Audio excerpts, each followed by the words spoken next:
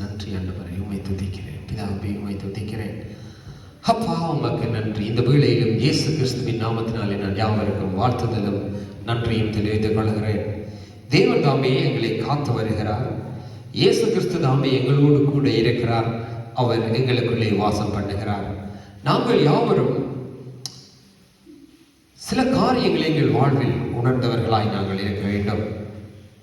ஏனென்றால் நாங்கள் இயேசு கிறிஸ்துவினாலே உயிர்ப்பிக்கப்பட்டவர்கள்.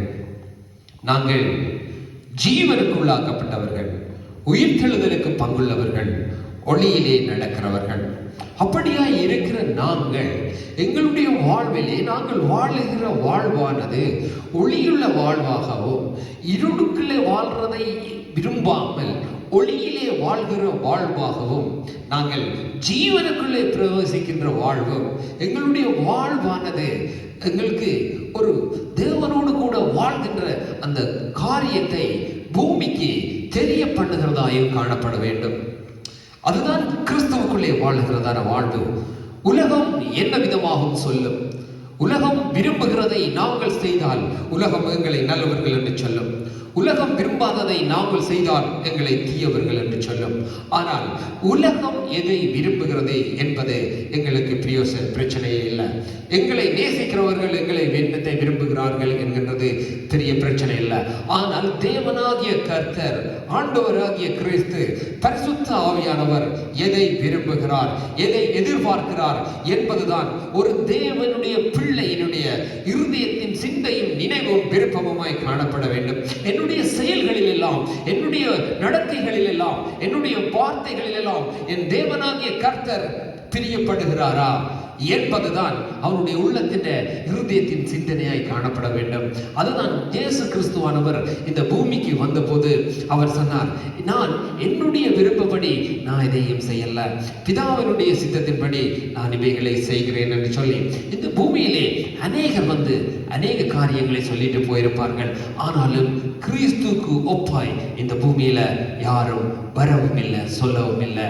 ஏனென்றால் அவர் ஒருவரே சொன்னார், ஒருவன் என்னை பின்பற்றினால் அவன் இருளிலே நடவாமல் அவன் ஒளியிலே நடப்பான் என்று சொல்லி, அப்ப ஒருவரை ஒளியிலே நடத்த போதுமானவர் நானே. ஒருவன் என்னை பின்பற்றினால் அவன் இருளிலே நடவாமல் அவன் ஒளியிலே நடப்பான், அவன் ஜீவ ஒளியை கண்டடைவான் என்று சொல்லி, நானே வழியும் சத்தியமும் ஜீவனுமாய் இருக்கிறேன், என்னை அல்லாமல் ஒருவரும் பரலோக ராஜ்யத்துக்குள்ளே பிரவேசிக்க முடியாது என்று சொன்னவர் இயேசு ஒருவரே. ஆனாலும் இந்த இயேசுவை உலகம் ஏற்றுக்கொள்ள விரும்புகிறதில்லை. ஆனால் இயேசுவை நல்லவர் என்று சொல்லுகிற ஜனங்களும், அவரை தேவனாக கடவுளாக சொல்லுகிற ஜனங்களும், ஆனால் அவரை முழுமையுமாய் ஏற்றுக்கொள்ள தயாரில்லை. அவரை ஏற்றுக்கொள்ளாத ஜனங்களை கூட மற்ற ஜனங்கள், ஓ நீங்க போகிறது சரி, நீங்க செய்கிறது சரி என்று சொல்லி அவர்களை சரி என்று சொல்லுகிற உலகம் இருக்கிறது. அதே கிறிஸ்துவை ஏற்றுக்கொண்டு போகிறவர்களை பிள்ளை என்று சொல்லுகிற உலகம் இருக்கிறது. அதனாலே தான் நான் முதல் சொன்னேன், உலகம் எதை விரும்புகிறது என்கின்றது பிரச்சனை இல்லை. தேவன் எதை விரும்புகிறார், கர்த்தராகிய தேவன், கடவுள் எதை விரும்புகிறார் என்பதுதான் இந்த பூமியிலே நாங்கள் நிலைக்க வேண்டியது. அதனாலே தான் ஆண்டவராகிய இயேசு கிறிஸ்து சொன்னார், பிதா, அதாவது தேவன் என்னை அனுப்பி இருக்கிறார். ஒருவன் என்னை விசுவாசித்து அவன் எனக்கு பின்பாக வந்தால் அவனுக்கு நித்திய ஜீவனை தருவார் என்று சொல்லி, அதைத்தான் தேவன் விரும்புகிறார், கடவுள் விரும்புகிறார். ஒருவன் கிறிஸ்துவுக்குள்ளாக வரும்போது அவனுக்கு நான் நித்திய ஜீவனை கொடுக்க நான் கிறிஸ்து போதுமானவராய் இருக்கிறார் என்று சொல்லி. ஏனென்றால் கிறிஸ்து இல்லாமல் நித்திய ஜீவனுக்குள்ளே போய்விட முடியாது. அதை யாரும் இதுவரைக்கும் சொல்லவில்லை, எங்கேயும் சொல்லவில்லை. கிறிஸ்து ஒருவரே தெளிவாய் இந்த பைபிளில் சொல்ல வச்ச வேதாகமத்திலே சொல்லப்பட்டிருக்கிறது. பிதாவை தேவனே அதை சொல்லி வைத்தாரு. பழைய ஏற்பாட்டிலே கூட நாங்கள் வாசிக்கலாம். ஆனால் இன்றைக்கு நான் என்னுடைய இதயத்திலே தேவன் எனக்கு வைத்த காரியத்திலே யோவான் 17வது அதிகாரத்திலே இருந்து சில காரியங்களை நான் இந்த வேளைகளிலே உங்களோடு கூட பகிர்ந்து கொள்ள விரும்புகிறேன். அந்த 17வது அதிகாரத்திலே இயேசு கிறிஸ்துவானவர் சொல்லுகிறார், ஒன்றான மெய் தேவனாகிய உம்மையும் நீர் அனுப்பின இயேசு கிறிஸ்துவையும் அறிவதே நித்திய ஜீவன். இயேசு கிறிஸ்துவை அறிவதுதான் நித்திய ஜீவன் என்று அவர் சொல்லுகிறார். ஏனென்று சொன்னால் கிறிஸ்துவுக்குள்ளே தான் ஜீவன் இருக்கிறது என்று நாங்கள் யோவான் வாசிக்கிறோம். அப்ப அவர் எங்கே ஜீவன் இருக்கிறதோ அங்குதான் குமாரன் இருக்கிறார். அப்ப குமாரன் இருக்கிற இடத்திலே தான் ஜீவன் இருக்கிறது. அந்த ஜீவன் இருக்கிற இடத்திலே குமாரன் இருக்கிறார். அப்ப அந்த குமாரனும் எங்கே இருக்கிறாரோ அங்கேதான் ஜீவன் இருக்கிறது. அதனால தான் அவர் சொல்லுகிறார், பிதாவுக்கு சொல்லுகிறார், நானும் நீரும் ஒன்றாய் இருக்கிறது போல, பிதாவும் கிறிஸ்துவும் ஒன்றாய் இருக்கிறது போல, நீர் எங்களுக்கு தந்தவர்களும் எங்களுக்குள்ளே ஒன்றாய் இருக்கும்படி நான் உங்களிடத்திலே வேண்டிக் கொள்ளுகிறேன் என்று சொல்லி, அது வேண்டிக் கொள்ளுகிறேன் என்றது நான் அர்த்தம் என்ன சொல்லுகிறேன்னா, இவ்விடமாய் காணப்படத்தக்கதாய் தேவரீர் நீர் இவர்களுக்கு கிருபை பாராட்டுவீராக. இப்ப நான் ஒரு மனுஷனிடத்திலே ஒன்றை கொடுத்து அல்லது அவரிடத்தில் இருக்கின்றதை இன்னொருவருக்கு கொடுக்க சொல்லும் போது, நான் நீர் கொடுத்தால் தான் அவர்கள் பெற்றுக் கொள்ளுவார்கள் என்பதை அறியும் பொழுது நான் அதை சொல்லுவேன். அதே போலதான் ஆண்டவராகிய கிறிஸ்து சொல்லுகிறார், பிதாவே நானும் நீரும் ஒன்றாய் இருக்கிறோம், இதே போல உம்முடைய பிள்ளைகளாய் இருக்கிற நீர் எனக்கு தந்தவர்களும் நானும் நீரும் ஒன்றாய் இருக்கிறது போல அவர்களும் நம்மில் ஒன்றாய் இருக்கும்படி நீங்க அவர்களுக்கு அந்த காரியங்களை நீங்கள் கொடுக்கும்படி நான் உம்மிடத்திலே வேண்டிக் கொள்ளுகிறேன் என்று அவர் ஜெபிக்க சொல்லுகிறார். அப்ப அந்த இடத்திலே அவர் வேண்டிக் கொள்ளுகிறார், அவரிடத்திலே இல்லை என்றதல்ல. நான் பூமியில இருக்கிறேன், நீர் எனக்கு நியமித்த காரியங்களை நான் பூமியிலே செய்து கொண்டிருக்கின்றேன், நீர் செய்ய வேண்டிய காரியங்களை நீர் செய்யும்படியுமாய் அவர் சொல்லுகிறார். தேவன் கடவுளாகிய கர்த்தர் ஒரு காரியத்தை நியமித்தார். அந்த காரியத்தை நிறைவேற்ற அவர் ஒரு வழியை ஏற்படுத்தினார். அந்த வழியை அவர் செய்து முடிக்க அந்த வழியை தான் பயன்படுத்துவார். கிறிஸ்துவுக்குள்ளாக பாவம் மன்னிக்கப்படும். இந்த பூமியிலே பாவத்தை மன்னிக்க கிறிஸ்து ஒருவருக்கு அதிகாரம் உண்டு. பூமியிலே வேறு யாருக்கும் அந்த அதிகாரம் இல்லை. ஆனால் இதை ஏற்றுக்கொண்ட ஜனங்கள் கூட அவரை கடவுள் என்று ஏற்றுக்கொள்ள அவர்கள் விரும்பவில்லை. ஏனென்று சொன்னால், நாங்கள் அவர்களை கடவுள் என்று சொன்னால் முன்பு இருக்கிறவர்களை நாங்கள் கடவுள் இல்லை என்று சொல்லிவிடுவோம். அதனாலே அவர்களை விட்டு பெற மனதில்லாமல் இருக்கிறார்கள். அதனாலே தான் ஆண்டவராகிய கிறிஸ்து சொல்லுகிறார், யோவான் 17வது அதிகாரம் 6வது வசனத்திலே, நீர் உலகத்தில் தெரிந்தெடுத்து எனக்கு தந்த மனுஷருக்கு உம்முடைய நாமத்தை வெளிப்படுத்தினேன், அவர்கள் உம்முடையவர்களாயிருந்தார்கள், அவர்களை எனக்கு தந்தீர், அவர்கள் உம்முடைய வசனத்தை கை கொண்டிருக்கிறார்கள் என்று சொல்லி. அப்ப நீங்க எனக்கு தந்தவர்கள் உம்முடைய வசனத்தை கை கொண்டிருக்கிறார்கள். அப்ப பிதாவே நானும் நீரும் ஒன்றாக இருக்கிறோம், நீர் எனக்கு தந்தவர்கள் உம்முடைய வசனத்தை கை கொண்டிருக்கிறார்கள், அப்படி அவர்கள் வசனத்தை கை கொள்ளுகிறபடினால் அவர்களும் உம்முடையவர்களாய் இருக்கிறார்கள் என்று சொல்லி. அப்ப இயேசு கிறிஸ்துவனுடைய வசனத்தை கை கொள்ளுகிறவர்கள் தேவனுடைய பிள்ளைகளாய் இருக்கிறார்கள். அப்ப நாங்கள் தேவனுடைய பிள்ளைகளாய் காணப்பட வேண்டுமானால் அவரிடத்திலே அவருடைய வார்த்தைகளை நாங்கள் கை கொள்ள வேண்டியது அவசியமாய் காணப்படுகிறது. ஒரு உதாரணத்துக்கு கூட சொல்லலாம், ஒருவரிடத்திலே அன்பா இருந்தால் அவர் சொல்லுகிறதை மற்றவர் கேட்டுக்கொள்வார். ஒரு நேரம் நான் தேவனிடத்திலே நான் கண்ணை மூடிக்கொண்டு நான் இருந்து சில காரியங்களை நான் தியானித்துக் கொண்டு இருந்த போது என்னுடைய இருதயத்திலே ஒரு சிந்தை இப்படியா உதிர்த்தது. எப்படி என்றால், ஒருவன் தேவனிடத்தில் எப்படி அன்பு கூறுகிறான், தேவனுடைய வார்த்தைகளை கை கொள்ளுகிறதே தேவனிடத்தில் நாங்கள் அன்பு கூறுகிறதாம் என்று நாங்கள் யோவானிலே வாசிக்கிறோம். அப்ப நாங்கள் தேவனிடத்திலே அன்பு கூறுகிறபடினால் நாங்கள் தேவனுடைய வார்த்தைகளுக்கு கீழ்ப்படிந்து கேட்டு நாங்கள் நடக்கிறோம். அதே போலதான் பூமியிலும் ஒருவரில் ஒருவர் அன்பா இருந்தால் ஒருவர் வேண்டிக் கொள்வதை அல்லது சொல்லுவதை அவர்கள் அதை செய்வார்கள் என்று சொல்லி என்னுடைய இருதயத்திலே அப்படியா ஒரு காரியம். ஒரு தினத்தில் அன்பா இராவிட்டால் அவர்கள் எவ்வளவுதான் வேண்டிக் கொண்டாலும் எவ்வளவுதான் செஞ்சாலும் அவர்கள் அவர்களுடைய சத்தத்துக்கு செவி கொடுக்க மாட்டார்கள். நாங்கள் பார்க்கிறோம், ஒரு பெரிய ஒரு பணக்காரனா இருந்தா கூட அவன் சிலருக்கு அவன் கொடுக்கிறான், சிலருக்கு கொடுக்காமல் போகிறான். ஏன்? அவன் எல்லாரும் போய் கேட்கிறார்கள், 10 பேர் போய் கேட்கிறார்கள், எங்களுக்கு உதவி செய்யுங்க, எங்களுக்கு தாங்க. ஆனால் அவன் அந்த 10 பேருக்கும் கொடுக்க மனதில்லாமல் ஒரு சிலருக்கு மட்டுமே கொடுப்பானால் அவன் இவர்களுக்கு கொடுக்க பிரியமாயிருக்கிறானோ அவர்களுக்கு தான் அவர்களுடைய சத்தத்தை கேட்டு கொடுக்கிறான்.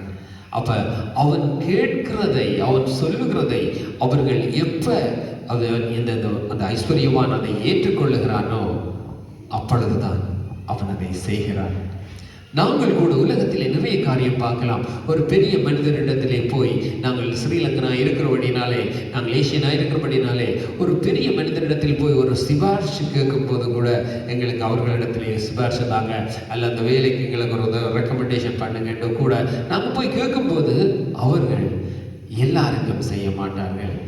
தாங்கள் விரும்புகிறவர்களுக்கு தான் செய்வார்கள், தாங்கள் நேசிக்கிறவர்களுக்கு தான் செய்வார்கள். அவர்கள் நேசிக்காதவர்களுக்கு செய்ய மாட்டார்கள். ஏனென்று சொன்னால் அவர்களில் அந்த பலனை அடைவதற்கு அவர்களுக்கு விருப்பம் இல்லை. அவர்கள் எப்படியாவது போகட்டும் என்று. ஆனால் தாங்கள் நேசிக்கிறவர்கள் அந்த பலனை அடைய வேண்டும் என்று சொல்லி அவர்கள் விரும்புகிறார்கள். அவர்கள் தங்களுடையவர்களாக இருக்கிறார்கள், எங்களுக்கு சுரவினர்களாக இருக்கிறார்கள், சொந்தங்களாக இருக்கிறார்கள், அல்லது நண்பர்களாக இருக்கிறார்கள். அந்த பலனை அவர்கள் அடைந்து கொள்ளும்படி அவர்கள் அந்த நன்மைகளை, அந்த காரியங்களை அவர்களுக்கு செய்கிறார்கள். இது உலகம் செய்கிறது. அதே போலதான் தேவனிடத்தில் வருகிறவர்களுக்கு தேவன் அவரிடத்திலே இருந்து கொடுக்கிறார். அதனாலே தேவன் மற்றவர்களிடத்தில் அன்பா இல்லை என்றல்ல, தேவன் ஒவ்வொருவரிலும் அன்பா இருக்கிறபடியினால் தான் யாரெல்லாம் தேவனிடத்தில் வருகிறார்களோ அவர்கள் எல்லாருக்கும் தேவன் நித்திய ஜீவனை அளிக்கிறார். அதனாலே தான் ஆண்டவராகிய கர்த்தர் இப்படி சொல்லுகிறார். யோவான் 17வது அதிகாரத்திலே 8வது வசனத்திலே, நீர் எனக்கு கொடுத்த வார்த்தைகளை நான் அவர்களுக்கு கொடுத்தேன், அவைகளை ஏற்றுக்கொண்டு நான் உம்மிடத்தில் இருந்து புறப்பட்டு வந்தேன் என்று நிச்சயமாய் அறிந்து நீர் என்னை அனுப்பினீர் என்று விசுவாசித்திருக்கிறார்கள். நான் அவர்களுக்காக வேண்டிக் கொள்ளுகிறேன். யாருக்காக அவர் வேண்டிக் கொள்ளுகிறார் என்று சொன்னால், இயேசு கிறிஸ்து சொல்லுகிறார், ஆண்டவரை நீர் தந்த, தேவன் தந்த அந்த வார்த்தைகளை கொண்டு வந்து நான் இவர்களுக்கு கொடுக்கிறேன். அந்த வார்த்தைகளை அவர்கள் ஏற்றுக்கொள்ளுகிறார்கள். அவர்கள் ஏற்றுக்கொண்டு அது நான் உம்மிடத்திலே இருந்துதான் வந்தேன் என்பதை அவர்கள் நிச்சயமாய் அறிந்து அவர்கள் என்னை விசுவாசிக்கிறார்கள், அதாவது நம்புகிறார்கள். அவர்கள் யாரா இருக்கிறார்கள் என்று சொன்னால், அவர்கள் உம்முடையவர்களாய் இருக்கிறார்கள் என்று சொல்லி, ஒரு தேவனுடைய ராஜ்யத்துக்களே அவரை ஏற்றுக்கொண்டு வருகிறவர்கள் தேவனுடைய ராஜ்யத்துக்கு உட்படுத்தப்படுகிறார்கள். அவரை ஏற்றுக்கொள்ள மனதில்லாமல் இருக்கிறவர்களோ அவர்கள் தேவனுடைய ராஜ்யத்துக்கு உட்படுத்தப்படாமல் அவர்கள் தேவனுடைய புத்திரர்கள் அல்லாதவர்கள் என்று சொல்லப்படுகிறார்கள். அவர்களுக்கு நித்திய ஜீவனில் பங்கில்லை என்று சொல்லப்படுகிறது. அவர்கள் அழிகின்ற அக்கினிக்கு கொடுக்கப்படுகிறார்கள் என்று வேதம் தெளிவாய் சொல்லுகிறது. ஏன் என்று சொன்னால், ஆண்டவர் சொல்லுகிறார், என்னை பின்பற்றி வா, உனக்கு ஜீவன் உண்டு. அந்த வார்த்தையை கேட்க மனதில்லாமல் இருக்கிறவர்கள், தேவனிடத்தில் வர மனதில்லாது இருக்கிறவர்கள் நித்திய ஜீவனை பெற்றுக்கொள்ள மாட்டார்கள். ஒருவன் தன்னுடைய சுய காரியங்களை விட்டு, நான் இப்படிப்பட்டவர் அப்படிப்பட்டவர், எனக்கு பூமியிலே சகல ஐஸ்வர்யம் உண்டு, எனக்கு பூமியிலே கனம் உண்டு, எனக்கு பூமியிலே எல்லாம் உண்டு. எஸ், பூமியிலே எல்லாம் உண்டுதான். ஆனால் நித்திய ஜீவன் பூமியிலே இல்லை. நித்திய ஜீவன் கிறிஸ்துவுக்குள்ளேயே இருக்கிறது. அப்ப அந்த நித்திய ஜீவனை பெற்றுக்கொள்ள வேண்டுமானால் கிறிஸ்துவுக்குள்ளே வர வேண்டியது அவசியமாய் காணப்படுகிறது. கிறிஸ்துவிடத்தில் வர சொல்லுவது எல்லாவற்றிலும் மேலான நித்திய ஜீவனை பெற்றுக்கொள்ள வேண்டும். நித்திய ஜீவன் எவைகளையும் கொடுத்து பெற்றுவிட முடியாது. பூமியிலே நாங்கள் மனுஷரைக்கு பணங்களை கொடுத்து சில காரியங்களை பெற்றுவிடலாம். அவர்களுக்கு பிரியமானபடி நடந்து நாங்கள் சில காரியங்களை செய்து விடலாம். ஆனால் நித்திய ஜீவனை பெற்றுக்கொள்ளுவதானால் பிதா குமாரனாகிய கிறிஸ்துவை அனுப்பினார். அவரை குமாரனாகிய கிறிஸ்துவை மரித்தோரிலிருந்து எழுப்பித்தார். அவரே தேவனாய் இருக்கிறார், அவரே கர்த்தராய் இருக்கிறார். அவரை அல்லாமல் வேறே தேவர்கள் இல்லை, அவர் ஒருவரே கடவுள் என்று சொல்லி அவரை ஏற்றுக்கொள்ளுகின்ற போது அவரை அனுப்பின பிதா, அவரை அனுப்பின கர்த்தர், அவரே தேவன், அந்த இயேசு கிறிஸ்துவானவருக்கு சகல பூமியிலே அதிகாரங்களும் கொடுக்கப்படுகிறது. எப்பொழுது அப்படி கொடுக்கப்படுகிறது? அவருக்கு பாவங்களை மன்னிக்க.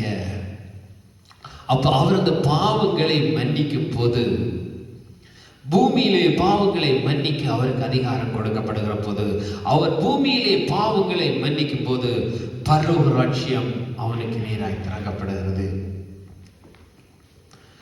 பரலோக ராஜ்யம் திறக்கப்பட வேண்டுமானால் பூமியிலே கிறிஸ்துவின் மன்னிப்பு வெரி வெரி இம்பார்ட்டன்டாக இருக்கிறது. அந்த பாவ மன்னிப்பின் நாள் தான் எல்லாமே நிறைவேறுகிறது. ஒருவனுக்கு ரட்சிப்புக்கு மேயன் இது பாவ மன்னிப்பு. அப்ப அந்த பாவ மன்னிப்பை நாங்கள் பெற்றுக்கொள்ள வேண்டுமானால் நாங்கள் தேவனிடத்திலே வர வேண்டும், கிறிஸ்துவனிடத்திலே வர வேண்டும். அப்ப கிறிஸ்துவனிடத்திலே வருவதுதான் நாங்கள் நித்திய ஜீவனை பெற்றுக்கொள்ளுகிற காரியமாய் இருக்கிறது. ஏனென்று சொன்னால், ஒருவனிடத்திலே தேவன் அன்பாய் இருக்கிறது போல அவனும் அந்த தேவனிடத்தில் அன்பாய் இருக்கும்படி அவர் விரும்புகிறார். ஏனென்றால் ஒரு ராஜா இருக்கிறார். அந்த ராஜா அந்த தேசம் முழுவதுக்கும் அவன்தான் ராஜா. அவனை விட வேறு ராஜா இல்லை. அப்ப அவனுக்கு தெரியும், எல்லாரும் என்னைத்தான் ராஜான்னு கூப்பிட வேண்டும், ஏனென்றால் அவன் மட்டும்தான் ராஜா. அப்படி இருக்கும்போது ராஜா இல்லாத ஒருவரை அவனுக்கு முன்பாக, அந்த ராஜாவுக்கு முன்பாக இன்னொருவர் ராஜா இல்லாத ஒருவனை ராஜாவாய் கூப்பிட்டு அந்த ராஜாவுக்கு ஈக்குவலாய் சமமாக்கினால் அந்த பூமியிலே இருக்கிற ராஜா அதில் பிரியப்படுவானா? பிரியப்பட மாட்டான். ஏனென்றால் அவனுக்கு தெரியும், நான் தான் ராஜா, ஐ அம் த கிங். அப்படி இருக்கும்போது அவன் இன்னொருவனுக்கு அந்த இடத்தை கொடுப்பதை ஏற்றுக்கொள்ள மாட்டான். அதே போலதான் ஒரு தகப்பனாய் நான் இருக்கிறேன், என்னுடைய பிள்ளை என்னைத்தான் தந்தை என்று காட்டுவான், தகப்பன் என்று இன்னொருவரை காட்ட மாட்டான். காட்டினால் அதை அக்செப்ட் பண்ண மாட்டோம். அதே போலதான் தேவனாகிய கர்த்தரும் அவர் கடவுளாய் இருக்கிறார். அவர் தன்னைத்தான் யாவரும் கடவுள் என்று ஏற்றுக்கொள்ள வேண்டும். அவர்கள் தான் என்னை கடவுள் என்று வணங்க வேண்டும். அவர்கள் எனக்குத்தான் அந்த இடத்தை கொடுக்க வேண்டும் என்று அவர் விரும்புகிறார். அவர் விரும்புகிற ஒரே காரியம் அதுதான், வேறு ஒன்றுமில்லை. என்னுடைய பிள்ளைகள் என்னை அறிந்திருக்க வேண்டும், என்னை அவர்கள் அறிந்திருக்க வேண்டும். அவர்கள் என்னை அறிந்திருந்தால் அவர்கள் என்னிடத்திலே வர முடியும். அதனாலே தான் இயேசு கிறிஸ்துவை அவர் அனுப்பினார், அதை வெளிப்படுத்தினார். அதனாலே தான் ஆண்டவராகிய கிறிஸ்து சொல்லினார், நீர் எனக்கு தந்தவர்களை நான் உண்மை அவர்களுக்கு வெளிப்படுத்தினேன் என்று சொல்லி. அப்ப எங்களுடைய வேலை, ஒரு தேவனாகிய கர்த்தருடைய பிள்ளைகளுடைய வேலை, தேவனை மற்றவர்களுக்கு காண்பிப்பது, வெளிப்படுத்துவது. உலகத்தின் ஐஸ்வர்யத்தை அல்ல, ஐஸ்வர்யத்தின் மோகங்களை அல்ல, பெருமைகளை அல்ல, கனத்தை அல்ல. ஒருவன் தேவனுடைய ராஜ்யத்தை, நீதியை தேடும்போது அவனுக்கு சகலமும் கொடுக்கப்படும்.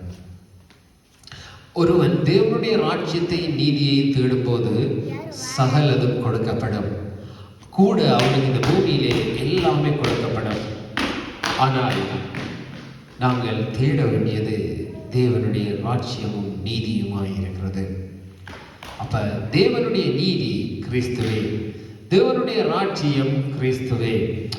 தேவனுடைய ராஜ்யமானது நீதிக்குள்ளாய் காணப்படவும், நாங்கள் அந்த காரியங்களுக்குள்ளே நாங்கள் போகவும் தேவன் எங்களை நடத்துகிறவராய் இருக்கிறார். அப்ப நாங்கள்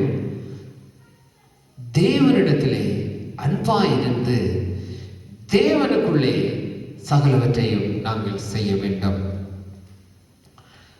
கிறிஸ்துவை, அவருடைய பேரை எனக்கு தெரியும், கிறிஸ்துவ எனக்கு தெரியும். ஏன் எல்லாரும் சொல்லுறாங்க கடவுள், நானும் ஏன் அவரை கடவுள் என்று தான் நான் நம்புறேன், அறிகிறேன்.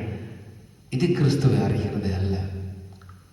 அவரை ஏற்றுக்கொண்டு இந்த வார்த்தைகளை வாசித்து அவர் கற்பித்த வழிகளிலே நடந்து அவருக்கு பிரியமானபடி செய்து இன்னும் சிலரை அவருடைய ராஜ்யத்துக்களை உட்படுத்தி நாங்கள் இன்னும் பலரை தேவனுடைய ராஜ்யத்துக்குள்ளே கொண்டு வருவதுதான் தேவனுக்கு பிரியமாய் காணப்படுகிறது. அதனாலே தான் தேவன் கிறிஸ்துவை அனுப்பினதின் ஒரே நோக்கம் நாங்கள் யாரும் அழித்து போகிறதுக்காக அல்ல, எங்களை தேவன் நடத்துகிறவருமாய் இருக்கிறார், விரும்புகிறவராய் இருக்கிறார். அதே போலதான் அவர் சொல்லுகிறார், நான் அவர்களோடு இருக்கையில், அவர்களோட கூட உலகத்தில் இருக்கையில் அவர்களை உம்முடைய நாமத்தினாலே காத்துக்கொண்டேன், நீர் எனக்கு தந்தவர்களை காத்து கொண்டு வந்தேன் என்று அவர் சொல்லுகிறார். 12வது வசனத்தில் சொல்லுகிறார், அவர் காக்கிற தேவன், அவருக்கு காக்க அதிகாரம் உண்டு, காக்கிறதுக்கு வல்லமை உண்டு, அத்தாரிட்டி உண்டு. அதனாலே தான் அவர் சொல்லுகிறார், நான் அவர்களை காத்து வந்தேன் என்று சொல்லி அவர் காக்கின்றவராய் இருக்கின்றபடியினால் யார் சொல்ல முடியும் நான் நீர் எனக்கு தந்தவர்களை நான் காத்து வந்தேன் என்று சொல்லி? இந்த பூமியில இதுவரைக்கும் யாரும் சொன்னதில்லை. நீர் எங்களுக்கு தந்தாக்களை நான் பூமியில இருக்கும் வரைக்கும் நான் காத்து வந்தேன் என்று சொல்லி. அப்ப தேவன் காத்து கொள்ளும்படி இந்த பூமியிலே இருக்கிற ஜனங்களை மீட்கும்படி காக்கும்படிக்கு தான் கொடுக்கப்பட்ட நாமம் இயேசு கிறிஸ்து என்கின்ற நாமம். இயேசு கிறிஸ்து என்கின்ற நாமம் கிறிஸ்டியானிட்டி என்கின்ற மதம் பரப்புவதற்காக அல்ல. நாங்கள் கிறிஸ்டியானிட்டி ஒரு ரிலிஜன் உருவாக்குவதற்காக இயேசு கிறிஸ்துவானவர் இந்த பூமிக்கு கொடுக்கப்படல. அது ரோமர்களால் அந்த பேர் கொடுக்கப்பட்டு அது இன்றைக்கு அது ஒரு கிறிஸ்டியானிட்டி என்கின்ற ஒரு மதத்துக்கு அடிப்படையிலே போகும்படி பிசாசானவன் வஞ்சித்து கொண்டு போய்விட்டான். ஏனென்று சொன்னால் அவர்களும் மற்ற மதத்தவர்களைப் போலவே கிறிஸ்துவை அறியாதவர்களாய் இருக்கிறார்கள். கடவுளை கடவுள் என்று சொல்லுகிறவர்கள், தகப்பன் என்று சொல்கிற பிள்ளையானவன் தகப்பனை அறிந்திருக்கிறான். கடவுள் உயிரோடு இருக்கிறவராயிருக்கிறார், ஜீவனாயிருக்கிறவராயிருக்கிறார். அவர் தன்னை உலகுக்கு வெளிப்படுத்துகிறவராயிருக்கிறார். நாங்கள் ஆதியாகமத்திலிருந்து வெளிப்படுத்தல் வரைக்கும் பார்க்கலாம். தேவன் தன்னை ஆபிரகாமுக்கு வெளிப்படுத்தினார், மோசேக்கு வெளிப்படுத்தினார், அப்படி எத்தனையோ பேர்களுக்கு வெளிப்படுத்தினார். கடைசியாய் தேவன் புதிய ஏற்பாட்டிலே வந்து தன்னை அப்போஸ்தலர்களுக்கு வெளிப்படுத்தினார். கடைசியிலே யோவானுக்கு வெளிப்படுத்தினார். தேவன் தன்னை தன்னுடைய ஜனங்களுக்கு வெளிப்படுத்துகிறவராயிருக்கிறார். கடவுள் தன்னை தன்னை நம்புகிறவர்களுக்கு தன்னை வெளிப்படுத்துகிறவர்களாயிருக்கிறார், தன்னை தெரிவிக்கிறவராக அறிவிக்கிறவராயிருக்கிறார். அப்போ ஒரு ஜனங்கள், கடவுளை நம்புகிற ஜனங்களுக்கு கடவுள் தன்னை வெளிப்படுத்த இல்லை என்றால் அந்த ஜனங்களுக்கு அவர் எவ்வண்ணமாய் காணப்படுகிறார். அவ்வண்ணமாய்த்தான் மற்ற மதத்தவர்கள் வாழுகிறார்கள். நானும் அதே மதத்திலே வாழ்ந்தவன் தான். நான் குறை சொல்லவில்லை, உண்மையை சொல்லுகிறேன். நானும் இன்னொரு மதத்திலே வாழ்ந்தவன் தான். நான் கடவுளை அறியவில்லை, கடவுள் கூட எனக்கு தன்னை வெளிப்படுத்தவில்லை. ஆனாலும் தேவனாகிய கர்த்தரை அறிந்த போது, அவரிடத்திலே வந்தபோது அவர் தன்னை எனக்கு வெளிப்படுத்தினதை நான் அறிந்தேன். அந்த வார்த்தைகளை நான் அறிந்தேன். அந்த ஜீவனை அறிந்தேன். அதனாலே தான் நான் இன்றைக்கு இதை சொல்லுகிறேன். ஏனென்று சொன்னால், மற்றவர்கள் இதை மதமாய் பார்த்து கிறிஸ்துவை ஒதுக்குவதற்கு மதம் என்கின்ற ஒரு அந்த சொல் தடையாய் இருக்கிறது. கிறிஸ்துவை சொந்த இரட்சகராய் ஏற்றுக்கொள்ள முடியாதபடிக்கு ஜனங்களை தடை பண்ணுகிறதான ஒரு சொல்லாக அந்த ரிலிஜன், அந்த மதம் என்கின்ற சொல் இன்றைக்கு காணப்படுகிறது.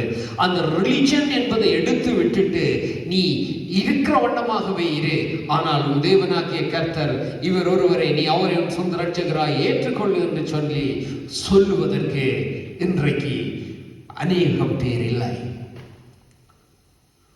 நீ இப்படி வா, அப்படி செய், இப்படி செய், அதை செய், இதை செய் என்று மதங்களையும் போதனைகளையும் காரியங்களையும் காட்டுவதற்கு இன்னைக்கு நிறைய மத போதகர்கள் உண்டு, நிறைய கிறிஸ்டியானிட்டி போதகர்கள் கூட உண்டு. ஆனால் இது மதம் அல்ல, இது கடவுளை அறிகிறதான ஒரு உறவு. அந்த உறவுக்குள்ளே வரும்படிதான், அதை அறியும்படிதான், அதை அடையும்படிக்குத்தான் நீ கிறிஸ்துவை ஏற்றுக்கொள்ள வேண்டும். அந்த கிறிஸ்து என்கின்ற நாமம் இதற்குத்தான் கொடுக்கப்பட்டிருக்கிறது என்பதை சொல்லுவதற்கு இன்று ஜனங்கள் இல்லை. சரியான வேதனைக்குரிய ஒரு விஷயம், மன்னிக்க வேண்டும், கிறிஸ்து கொடுக்கப்பட்டதன் நோக்கத்தை இன்றைக்கு பூமி மறந்து விட்டது. அதை கிறிஸ்துவை தன்னுடைய கடவுள் என்று சொல்லி அதை கொண்டாடுகிற ஜனங்கள், ரிலிஜனாய் வாழுகிறவர்கள் கூட அதை மறந்து விட்டார்கள். அது மதமாய் போய்விட்டது. பாவ மன்னிப்பு கொடுக்கிற மதம் அல்ல கிறிஸ்டியானிட்டி. பாவ மன்னிப்பு கொடுக்கிற மதம் அல்ல கிறிஸ்தவ மதம். பாவ மன்னிப்பை கொடுப்பது கிறிஸ்து என்கின்ற நாமம். கிறிஸ்து என்கின்ற நாமம் தான் பாவ மன்னிப்பை கொடுக்கிறதே தவிர, கிறிஸ்து என்கின்ற நாமமே பரலோக ராஜ்யத்துக்கு கொண்டு போகிறதே தவிர, கிறிஸ்து என்கின்ற நாமமே நித்திய ஜீவனுக்கு உட்படுத்துகிறது அல்லாமல் கிறிஸ்தவம் என்கின்ற மதம் அல்ல. இதை எல்லாரும் அறிந்து கொள்ள வேண்டும். நான் மதத்துக்கு எதிரானவன் அல்ல, ஆனால் அந்த மதம் என்கின்ற சொல்லு ஜனங்களை கிறிஸ்துவனிடத்தில் வராமல் தடை பண்ணுகிறபடியினால் அதை நான் வெறுக்கிறவனாய் இருக்கிறேன். என்னுடைய தேசம், நான் இலங்கை தேசத்திலே பிறந்தவன். என் இலங்கை தேசத்திலே நான் போகின்ற போதெல்லாம் சில காரியங்களை சொல்ல முடியும். சிலர் சொல்லுவார்கள், "Oh, we are Christian, you are Bible" என்று சொல்லி. ஸோ அதன் அர்த்தம் அவர்கள் புரியாமல் இருக்கிறார்கள். ஆனால் அவர்கள் கிறிஸ்துவை வணங்குகிறவர்களாக இருக்கிறார்கள். ஆனால் கிறிஸ்துவை அறியாதவர்களாக இருக்கிறார்கள். அவர்கள் கிறிஸ்துவை அறிவார்கள், ஆனால் அவர்கள் மதத்தை விட்டு வெளியே வருவார்கள். அன்பானவர்களே, கிறிஸ்தவம் மதம் கிடையாது. கிறிஸ்டியானிட்டி இல்லை. இயேசு கிறிஸ்து கிறிஸ்டியன் கிடையாது, அவர் ஜூதர். அப்போ எப்படி கிறிஸ்தவம் என்கின்ற மதம் வந்தது கிறிஸ்துவனோடாக?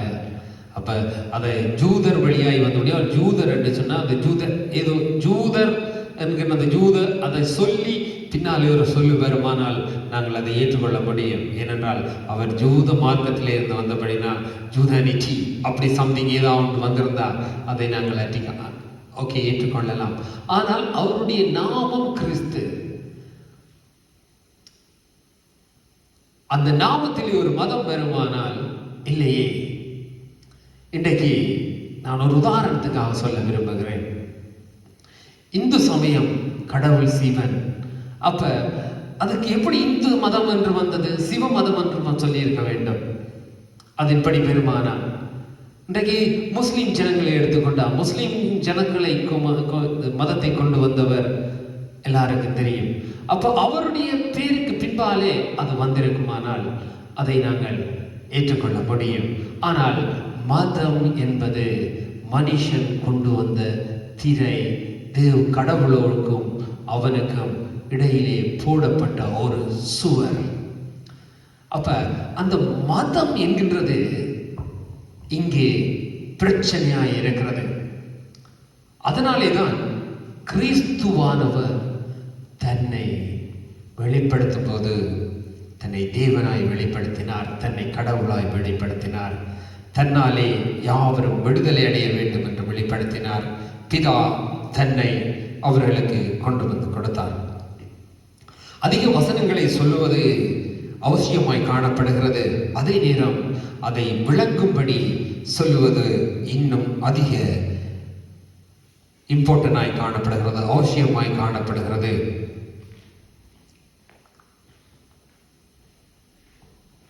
ஏனென்று சொன்னால் தேவனாகிய கர்த்தர், நான் முடிக்க விரும்புகிறேன். யோவான் அதை 17வது அதிகாரத்திலே 25வது வசனம் சொல்லுகிறது, நீதியுள்ள பிதாவே, உம்மை உலகம் அறியவில்லை, நான் உம்மை அறிந்திருக்கிறேன். நீர் என்னை அனுப்பினதை இவர்களும் அறிந்திருக்கிறார்கள். நீர் என்னிடத்தில் வைத்த அன்பு அவர்களிடத்தில் இருக்கும்படி நானும் அவர்களில் இருக்கும்படி உம்முடைய நாமத்தை அவர்களுக்கு தெரியப்படுத்தினேன், இன்னமும் தெரியப்படுத்துவேன். ஆண்டவர் சொல்லுகிறார், பிதாவே, உலக தோற்றத்துக்கு முன்பே நீர் இருக்கிறீர் ஆண்டவரே, ஆனால் அவர்களோ உம்மை அறியவில்லை. பிதாவே, உலகம் உம்மை அறியவில்லை. உலகம் என்று அவர் சொல்லுகிறது ஜனங்களை. உலகம் என்று சொல்ற இந்த பில்டிங், இந்த காரியத்தை அல்ல. சொன்ன ஜனங்கள், இந்த உலகத்தில் இருக்கிற ஜனங்கள் உம்மை அறியவில்லை. நீர் உலக தோற்றத்துக்கு முதல் இருக்கிறேன். நீர் என்னில் அன்பாக இருக்கிறதையும் நான் உம்மில் அன்பாக இருக்கிறதையும் நீர் அந்த ஜனங்களில் அன்பாக இருக்கிறதையும் ஜனங்கள் அறியல. 23வது வசனத்தை வாசித்தா தெரியும்.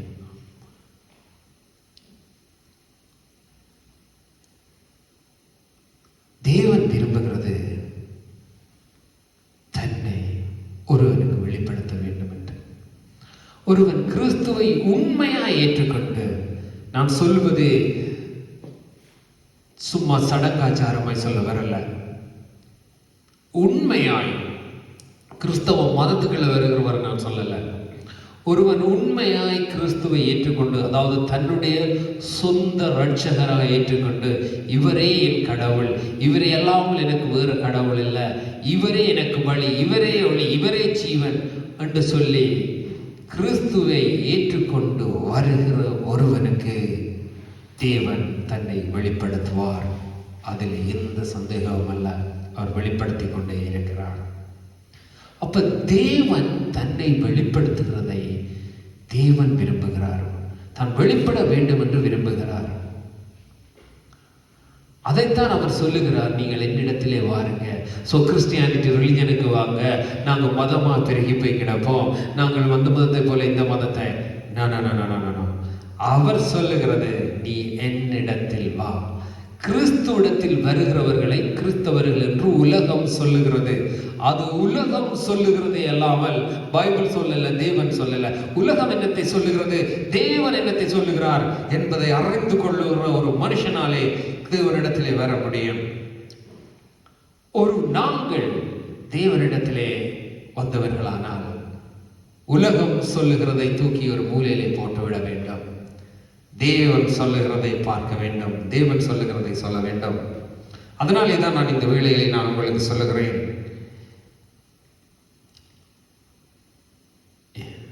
தேவன் உலகத்தை நோக்கி பார்க்கிறார், தேவன் எங்களை பார்க்கிறார்.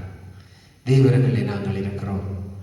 ஆனாலும் எவ்வளவு பெர்சன்டேஜ் நாங்கள் தேவனுக்கு பிரியமாய் நடக்கிறோம்? எவ்வளவு வீதம் நாங்கள் ஒவ்வொருவருக்கு தேவனுங்களுக்கு கொடுத்த எல்லா காரியத்துக்கும் நாங்கள் உண்மை உள்ளவர்களாக இருக்கிறோம்? மனிதனிடத்தில் பலவீனம் உண்டு, ஆனால் அது எக்ஸ்கியூஸ் கிடையாது. எல்லாவற்றுக்கும் மேலாக ஒரே ஒரு விஷயம், தேவன் தன்னை வெளிப்படுத்த விரும்புகிறார். தேவன் தன்னை ஜனங்களுக்கு வெளிப்படுத்துகிறார், வெளிப்படுத்தி கொண்டே இருக்கிறார். ஒருவன், ஆண்டவரே, நான் இன்னும் உண்மை அறியணும், எனக்கு இன்னும் உண்மை வெளிப்படுத்தும் என்று தாகத்தோடு காணப்படுவானால் தேவன் அவனுக்கு வெளிப்படுவார், இன்னும் வெளிப்படுத்துவார். அசட்டையாக இருப்போமானால் நாங்கள் தேவனுடைய ராஜ்யத்துக்குள்ளே வந்துவிட்டோம், நாங்கள் தேவனுக்கு பிள்ளைகளாக இருக்கிறோம் என்று ஏனோ தானோ வாழ்வோமானால் அந்த தாகம் எங்களுக்கு, தேவனை அறிகிற தாகம் எங்களுக்கு இல்லையானால் நாங்கள் தேவனை அறிகிறது அரிதாக இருக்கும். வெறுமனே இந்த வார்த்தைகளை வாசித்து போய்விடலாம். அந்த வார்த்தைகளின் ஜீவனை பெற்றுவிட முடியாது. அந்த வார்த்தைகளின் ஆழங்களுக்குள்ளே சென்றுவிட முடியாது. சாதாரணமாய் நாங்கள் கிறிஸ்தவர்களாய் வாழ்ந்து விடலாம். ஆனால் தேவன் விரும்புகிறது தன்னை வெளிப்படுத்தவும், ஒரு ஜீவனோடு அவர்கள் வாழவும், அவர்களுக்குள்ளே பிரவேசிக்கவும், தன்னை வெளிப்படுத்தவும். நான் இதோடு கூட முடிக்க விரும்புகிறேன். நீங்கள் கிறிஸ்துவரை ஏற்றுக்கொண்டவர்களானால், பிதாவை நான் உம்மை அறிய இன்னும் எனக்கு வெளிப்படுத்தும் என்று, அதை கிறிஸ்துவை அறியாதவர்கள் நீங்கள் இதை பார்ப்பீர்களானால், நான் அவரை அறிவதற்கு என்ன வழி என்பதை நீங்களே சிந்தித்துக் கொள்ளுங்கள். பிதாவே, இந்த வேளையில் உடைய சமூகத்திலே என்னை ஒப்படைக்கிறேன். அப்பா, கிறிஸ்துவை நீங்கள் எங்களுக்கு அனுப்பினீங்க பாவ மன்னிப்பை கொடுக்கவும், நித்திய ஜீவனை கொடுக்கவும், எல்லாவற்றுக்கும் மேலாக உம்மை கிறிஸ்து எங்களுக்கு வெளிப்படுத்தவும், அந்த கிறிஸ்துவனூடாக, அந்த வார்த்தையோடாக உண்மை அறியவும், கிறிஸ்துவையும் உண்மையும் அறியவும், உம்மோடு கிறிஸ்துவோடும் ஒன்றாய் வாழவும் நீர் எங்களை உலக தோற்றத்துக்கு முதல் தெரிந்து கொண்டீர், ஏற்படுத்தினீர். அந்த வாழ்வுகளே தேவரே நாங்கள் வாழ எங்களை நடத்துங்க. இன்னும் விடுதலையை தாங்க, இன்னும் எங்கள் கண்களை திறவுங்க, ஞானத்தை தாங்க, பலத்தை தாங்க. உம்முடைய வழிகளிலே நடக்க எங்களுக்கு உதவி செய்யுங்க. சகல துதிகன மகிமையும் ஒருவருக்கே செலுத்தி இயேசுவின் பலமுள்ள நாமத்தை ஜெபிக்கிறோம் பிதாவே.